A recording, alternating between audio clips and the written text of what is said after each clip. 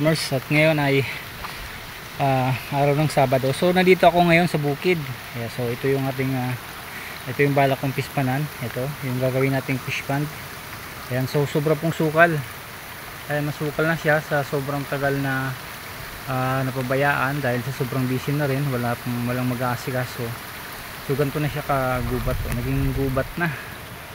Naging masukal na siya. Ayan, so dati ito ay sobrang malinis dati, hindi kagaya niya na sobrang tataas na ng mga damo. Ayan, kung mapapansin nyo, yan po ay dating palayan. Ayan, at ginawa din po namin itong pispan dati nung nandito pa ako.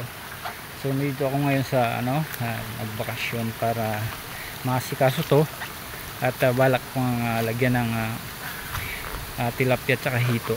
Ayan, so ganyan na po siya kasukal. Grabe, so malakas po yung tubig dito.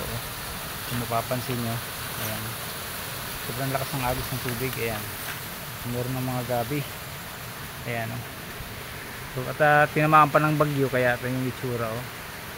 Ayan, so yung makikita nyo puno, yan ang puno ng pili namin. Ayun, mataas. Ayan, hanggang doon sa taas, yun ang gagawin ko ng pispan. Dito siguro hito, doon sa taas tilapia.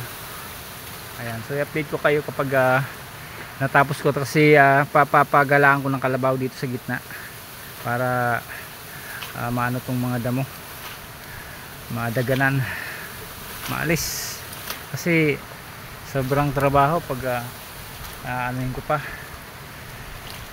gagapasin ko pa. Ayan, so ayan, update ko kayo kapag nalinis ko na. So yan, gusto ko lang ipakita sa inyo kung gaano siya kasukal. Okay, so yan lang mga ka-farmers. Ayan.